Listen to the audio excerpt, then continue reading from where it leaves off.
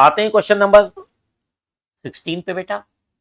ठीक है, तो क्वेश्चन नंबर 16 पे बेटा क्या है कि क्वेश्चन नंबर बेटे 16 पे क्या है कि आपका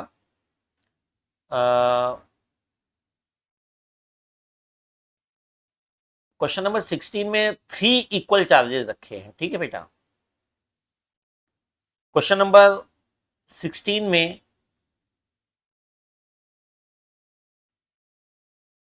ये 3 चार्जेस हैं, इक्वल चार्जेस 2 पॉइंट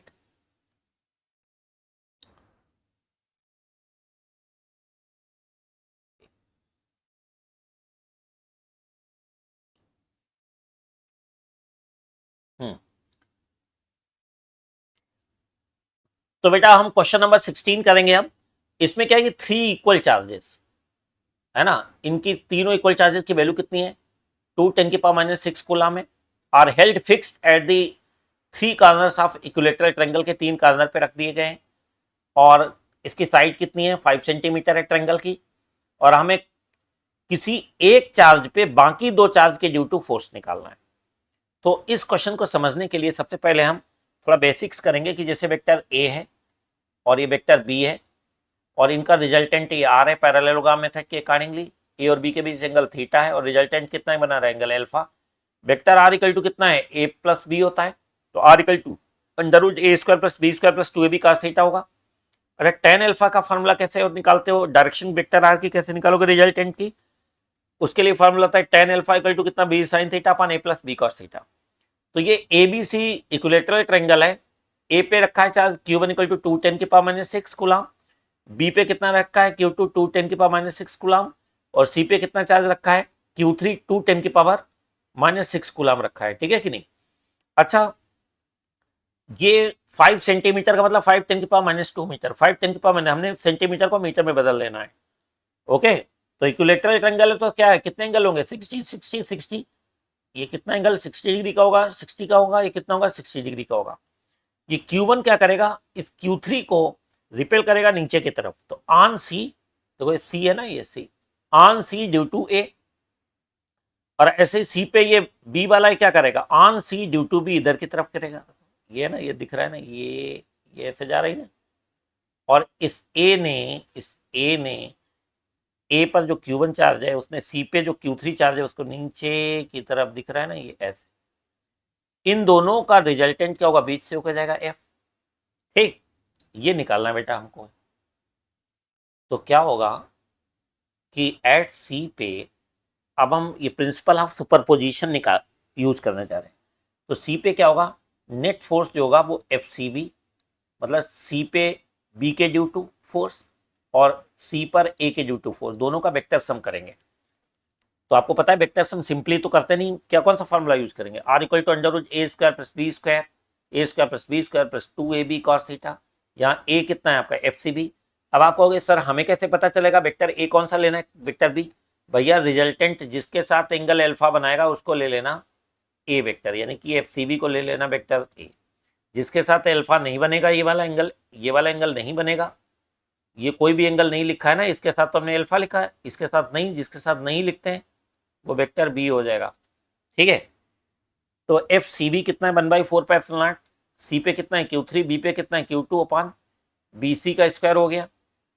तो 1/4πε0 कितना है 9 × 10⁻⁹, Q3 कितना है 2 10⁻⁻6, Q2 कितना है 2 10⁻⁶ अपान बी सी का स्क्वायर यानी 5 10⁻² का स्क्वायर कर दोगे 25 10⁻⁴। अच्छा, 2 2 जा 4, 9 जा 36, 10⁻⁻6 -12 हो गया, 10⁻9 लिख दिया यहाँ पे, और नीचे वाला -4 जो था वो ऊपर ले गए, यहाँ पे ऊपर लेके आए +4 हो गया। जो लोग समझदार बच्चे हैं वो लोग 4 से ऊपर नीचे मल्टीप्लाई करेंगे, पता है क्यों, वो लोग, बाकी जो नासमझ बच्चे हैं वो 25 से डिवाइड करना शुरू कर देंगे 36 को, आपको टाइम लगेगा, 4 से मल्टीप्लाई कर लो ना, तो 4 से 25 को अगर नीचे मल्टीप्लाई कर दोगे नीचे ऊपर, तो क्या होगा ऊपर क्या हो जाएगा आपका 144 डिवाइडेड बाई 25, 4 जा कितना हो जाएगा 100 हो जाएगा ना बेटा, है ना, सिंपली 14.4 कह दो। तो आपने क्या किया इसको, ये सॉरी 1.44 कह देंगे, 1.44। और यहाँ 10 की पावर 9 और 4 कितना हुआ, 13 में से 12 गया, एक 10 बच गया। ठीक, इस 10 का एक जीरो कट जाएगा, 144 को 10 से डिवाइड करोगे कितना हो जाएगा, 14.4 आ गया आपका। ठीक, अच्छा सिमिलरली ऐसे ही क्या करोगे आप, एफसीए भी निकालोगे। मतलब सी पॉइंट पे जो चार्ज Q3 रखा है उस पर ए पॉइंट पे जो Q1 चार्ज रखा है उसके ड्यू टू जो फोर्स निकालोगे बेटा, वो भी ऐसे ही निकालोगे आप, है ना। 1/4 Q3 Q1 अपान डिस्टेंस कितनी है, ए सी। अरे सी और ए के बीच कितना डिस्टेंस है, यहाँ ए से लेके सी के बीच ए सी। ठीक है, तो ये क्या होगा, इसकी वैल्यू डालोगे 1/4, ये सब सारा कैलकुलेट करोगे 14.4 आ जाएगा। ठीक है बेटा, अब क्या करेंगे हम कि वो वाला फॉर्मूला कौन सा भी बताया था, एफ इक्वल टू कितना, under root F C B, equation 1 क्या थी, एफ सी बी का स्क्वायर एफ सी ए का square plus 2 F C A, है ना, cos 60 बताया था फॉर्मूला। ठीक है कि नहीं,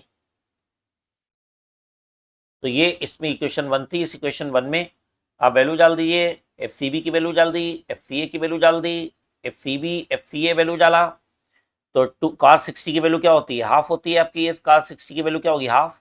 तो ये 2 कटेगा, तो 14.4 का स्क्वायर, यहाँ स्क्वायर 3 बार है तो 3 इंटू कर दिया, स्क्वायर का स्क्वायर रूट क्या होगा, 14.4 हो गया, अंडर रूट 3 हो गया, अंडर रूट 3 की वैल्यू 1.732 होती है, इससे मल्टीप्लाई करोगे क्या हुआ, 24.9 न्यूटन हो गया। अच्छा डायरेक्शन कैसे निकालें आप, इसकी डायरेक्शन देखो, ये जो वेक्टर एफ है ना, ये दिख रहा है ना बेटा वेक्टर एफ, ये इस वाले एंगल से कितना बना, ये जो डायरेक्शन है ना, ये एफ सी बी, ये इधर की तरफ राइट साइड की तरफ जो डायरेक्शन है उससे कितना एंगल बना रहा है, ये अल्फा, ये निकालना है अल्फा। क्या करेंगे आप कि tan अल्फा इक्वल टू क्या होता है बेटा, बी साइन थीटा अपन A plus B cos theta. B का मतलब क्या है, एफ सी ए, और ए कितना है, एफ सी बी। मैंने बताया था ना कि जिसके साथ अल्फा होगा उसको वेक्टर ए लेना, तो ये जो ए है ये किसको लेना है, जिसके साथ अल्फा बनेगा, किसके साथ अल्फा बना है, देखो जरा, ये देखो बेटा है ना, ये अल्फा, ये एफ सी बी के साथ बन रहा है, इसके साथ बन रहा है। ठीक, तो ये वाला वेक्टर ए कह देंगे, इधर वाला वेक्टर बी कह देंगे, फिर से बता रहा हूँ। ठीक, तो हमने ये वैल्यू डाल दी एफ सी बी की 14.4, एफ सी ए और एफ सी बी दोनों की वैल्यू 14.4 है, नीचे 14.4 लिया, काट दिया। साइन 60 की वैल्यू पता ही है आपको कितनी होती है बेटा, √3/2, और cos 60 पता है क्या होता है, हाफ होता है, तो 1 प्लस हाफ क्या होगा, 3/2, 2 कटेगा, √3/3 कितना हो जाएगा बेटा, √3/3 क्या हो जाएगा, √3 से 3 को डिवाइड करो 1/√3, tan अल्फा कल 1/√3 है तो अल्फा कितना हो जाएगा, 30 डिग्री हो जाएगा। ठीक है बेटा।